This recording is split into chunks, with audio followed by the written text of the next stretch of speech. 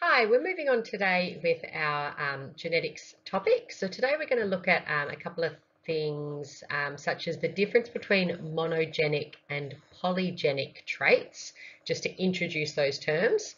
We're going to look at how there's actually some differences in types of dominance when we're looking at whether a trait is dominant or recessive. And then we're going to get stuck into a few Punnett squares, and then look at these things called genotypic and phenotypic ratios, which isn't quite as tricky as it sounds. I just want to start by kind of recapping something we looked at in the last lesson. So in the last lesson, you had a look at your own phenotype for a few different traits for dimples, tongue rolling, your earlobes, whether they're free or not, and whether or not you have a widow's peak. And people were putting their results into the Google Doc and then graphing those.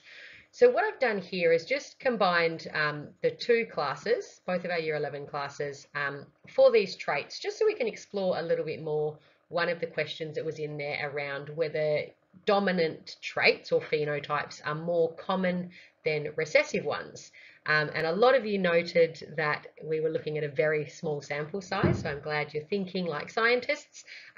But still, there's enough there for us to see that a trait being dominant doesn't necessarily mean it's more prevalent, okay? If we look here, the orange traits are the ones that are recessive. So dimples, there were more people that don't have dimples than do, even though having dimples is dominant. All that means is to have dimples, you only need one allele. Okay, it doesn't actually mean that that allele is necessarily more common in the population. The other one that we could see in our class results were the widow's peak. Again, having a widow's peak is a dominant trait. You only need one allele to show that phenotype, but it doesn't mean that more people in the population have it. Now, to get a little bit more tricky with this, we can look at the rate of alleles compared to phenotypes. Remember that for a phenotype, for example, dimples, you need two alleles. Okay, so you get one allele from each parent, but you only have one version of that trait, obviously. Okay, so let's look more at alleles in a bit more detail. Here, and I've just made up these statistics, but let's imagine we had a population and we're looking at how many of them have the dimples phenotype. So here we can see that 10 people have dimples, so it's present for 10 of them, and 10 do not have dimples, it's absent. Okay, so 10 have that dominant trait, 10 don't have that trait. Let's say we could now look at these people's DNA, and from that DNA we could look at their genotypes. And again, I've made this up, but it would still fit this example. So let's say for this example, none of the people that have dimples were homozygous dominant for it. Okay, so that is a 0. No individuals had both alleles for dimples. The 10 that have dimples were heterozygous. Remember, they only needed that one dominant allele to show that trait. Okay, so 10 of them were heterozygous, and then of course the 10 that don't have dimples have to be homozygous recessive, because if they had one of the alleles, they would have dimples. Okay, now if we were to break down the number of total alleles, so remember we're talking about 20 people here, each of them has 2 alleles, so there will be 40 alleles in total. In this population, because of the genotype breakdown that we talked about here, there's only 10 of that dominant allele, but there's 30 of the recessive allele. Because remember, there was 10 people here with a dominant and a recessive allele, so 10 and 10, and then here there's 20 that have 2 recessive alleles for a total of 30 alleles. So once you start looking into this stuff, and you look at this more in Year 12 than you do now, it's really interesting to see that, you know, just looking at a phenotype doesn't necessarily tell us a lot about what's going on genetically behind that. So the recap that I want you to really focus on here, and a few of you did write some really good responses on this in the last quiz, is that dominance only relates to whether a particular allele is expressed or shown over another allele. It does not necessarily mean it's more prevalent. Often they are, but not always. So just use that information. I want you to go in and have a go at question 1. Okay, what we're going to focus on today is looking at a few different types of traits and how they are passed on. It's really important that we just stop for a second and think about the fact that different traits vary in their complexity. So what that means is different traits are influenced by different numbers of genes. Monogenic traits, mono meaning one, genic meaning gene, are traits that are determined by a single gene. Okay, if we look at this example here, which is the widow's peak that we've kind of looked at last lesson, you either have it or you don't have it. Okay, there's no in between, either it's present or it's absent. And we call this being a discontinuous variation. It's either one or the other. Okay, so you might see this with colors. Something could be blue or it could be brown. Okay, there's no middle ground for a particular trait. Okay, so monogenic traits are either one or the other. There could be 5 alleles, say. Okay, and if that's the case, there could be 5 different things that it could be. But for monogenic simple traits, they are considered discontinuous because there's only one of a certain number of options of what it can be. So things like the widow's peak that we've looked at, whether or not you can roll your tongue. Either you can or you can't. There's not really a middle ground. Then on the more complex side of things are polygenic traits. So poly meaning many, and these are traits that are determined by multiple genes. Okay, examples of this are things like skin color. You're not one color or another. There's a whole spectrum of colors. Height, weight, all of those kinds of things are what we call polygenic continuous variation traits because, as I said, they exist along a spectrum. Okay, we're not going to look at these too much. They're very complex, but it's really important that you're thinking about that as you're thinking about genetics. We really do focus on monogenic traits because it's a bit easier to grasp and to understand. But just go into question 2 and just have a little think about that.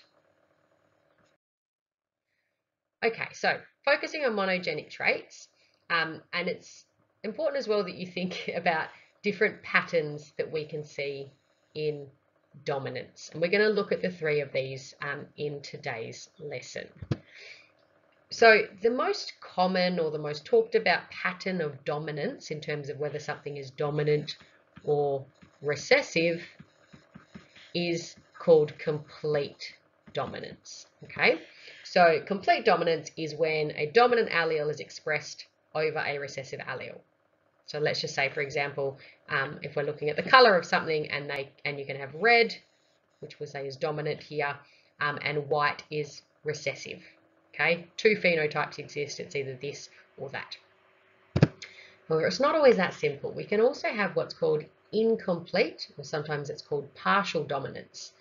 This is when you've still got those 2 alleles. We've got the red and the white, but if those 2 alleles exist together, they actually blend and make a bit of a hybrid. So we've now got a 3rd phenotype here, which is the pink color. Don't worry, we're going to look at this again a bit more later. And then the 3rd option is codominance. And when things coexist, they're kind of, living side by side. So this is when both of the alleles are expressed. So it's not that they blend together, but they're actually both expressed at the same time. So again here, we've still got our red. I don't know why I was writing D here. I'm obviously a bit tired. We've got red, we've got white, and then we've got this blend of the 2. Okay, so just have a go at question 3. Okay, here's what everyone loves. Punnett squares, Punnett squares, Punnett squares. Punnett squares are basically a really simple tool that we use to calculate the chance of inheriting specific alleles from parents. You've looked at meiosis a lot, and you know that in meiosis you end up with a haploid gamete which means that, let's say a parent, well, we'll use the letters B here. Let's say a parent has a heterozygous genotype for a particular gene. One of these alleles will go into a gamete. Okay, so that parent is able to pass on that dominant allele they have or the recessive allele. Okay, so that's what happens during meiosis when a cell becomes haploid. So there's a 50-50 chance that either of those alleles will get passed down to offspring. So if we know the genotype of two parents, we can calculate the percentage chance of their offspring having certain genotypes. Just a couple of things to note with Punnett squares. I know you will have looked at these before, but just a quick recap. When you're using Punnett squares, you always use the same letter. So let's say, for example, here that B is coding for a black shell, and the other option is to have a blue shell. Let's say white shell. You would still use the letter B for that recessive allele. Okay, we wouldn't have B and then W. You use the same letter. You generally assign the letter for the dominant allele to something that is appropriate for that. Okay. Also, you always write the capital letter first when you are writing a genotype. So let's say this is a mother's two potential alleles that she can pass on here, and then we have the father's two potential alleles that he can pass on, because his genotype is heterozygous, her genotype is homozygous dominant. Okay, so we can use this to calculate the chance, the four potential chances of what the child could be. So we basically read from left and then down. So we write this big B here and then this B here. Okay, so there's a 1 in 4 chance in this box that the offspring will be homozygous dominant. Here, the same thing. We got the B from here and the B from here. There's another chance that it will be homozygous dominant. Now, if the father passes on his recessive allele, you can see here, even though we're reading from left to right, we'll write the capital letter first from up here. So we'll write a dominant and a recessive, and then again the same here, a dominant and a recessive. So that means if a homozygous dominant parent and a heterozygous parent have an offspring, there's a 2 in 4 chance that the child will be homozygous dominant and a 2 in 4 chance that the child will be heterozygous. Now, another possible mix of alleles for this trait would be homozygous recessive, but none of these offspring could possibly be that, because there is only one recessive allele that is able to be passed on. These things are always a bit easier, I think, when you're looking at real examples, and because everyone loves gorgeous little puppies, we're going to look at some puppy examples. Again, these are just things that are made up to be fairly simple. In reality, it's probably a bit more complex when we're looking at fur in puppies. So for the examples that I want you to have a go at today, we're going to say that having grey fur is a dominant allele to black fur. Okay, so we're using F as the letter. You can use whatever you want, but we're just going to say F, capital F is for grey, lowercase f is for black fur. Okay, if we were to do an example here, where we're saying one parent is homozygous dominant and one parent is homozygous recessive. The easiest way to draw a Punnett square is basically to pretend you're about to play noughts and crosses. Okay, and then we're going to write our alleles in. So we put the alleles for the first parent in here, and then the alleles for the second parent here. Okay, and then we'll fill this out. We'll do our two F's here. Again, F dominant and recessive. Again, we're going to get another dominant and recessive and another dominant and recessive. Okay, so in this example, all of the offspring have the same genotype. And that's what happens when you breed two purebred organisms that have differing traits. Now, this is where it gets a little bit, not tricky, but something that you haven't done before. So looking now at the ratios, first of genotypes and then of phenotypes. Now, it's important you remember, even though in this example, all of the genotypes end up being the same, there are 3 possible genotypes. Okay, for this trait, there is the homozygous dominant genotype, there is a heterozygous genotype, and there is a homozygous recessive genotype. They are the 3 possible combinations of dominant and recessive. Okay, so you need to write your ratio considering all 3. So in this example, and we're just looking at the offspring now, okay, of these 4, how many of them would be homozygous dominant? 0. Okay.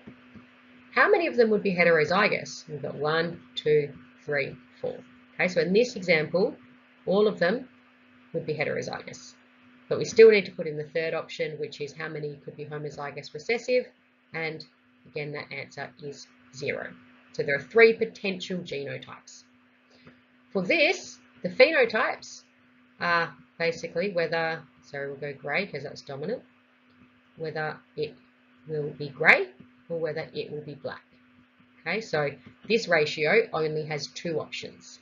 Okay, so how many of them will be grey? Well, they all have that dominant allele, so all of these puppies would be grey, none of them would be black. Okay, there's a few questions that I want you to have a go at to do with this particular example. I do want you to draw out the Punnett squares, so do the kind of noughts and crosses thing, fill them out, use that to put your answers in, but then at the end of the lesson, I do want you to take a photo of your notes to upload it to show your working. Now, just a quick note, in the questions, for each one, I give you a bunch of potential genotypic ratios and phenotypic ratios, and you have to select the one that you think is correct. So you'll select one answer for genotypic ratio and one answer for phenotypic ratio. Okay, so pause this, have a go at those questions, and then come back to the video. Right, so you've looked now at complete dominance. We're just going to quickly look at incomplete and codominance as well. So as I said at the start, incomplete dominance is when you get a kind of third blended phenotype. What is different, another thing that's different about this type of dominance is the way that we write the alleles. Okay, so we're looking here at colour, okay, and the options are red, white, and pink are the potential phenotypes. There's 3 possible phenotypes, but there's actually only 2 alleles that are coding for that.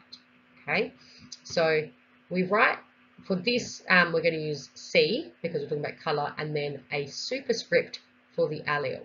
So the alleles here are CR, which is the red allele, or CW, which is the white allele. Okay, there's no allele for pink. There's no CP allele. The pink colour only arises when you have one of each of those alleles. Okay, so the possible genotypes here are CR, which would code for a red flower, CW, coding for a white. So both of these are purebred red, purebred white, or we can have a hybrid or a cross with one of the red alleles and one of the white alleles, which would result in a pink flower. Okay, so it's the same kind of principle, it's just a little bit different. So we'll look at an example here of how to do the Punnett square looking at incomplete dominance. So let's say we've got a red flower crossing with a white flower. So the red flower has 2 of these red alleles. So I would write in here, that's one of the red alleles, and here is the other red allele. So that flower can only pass on a red allele. And we're going to cross with a white, which has to pass on a white allele.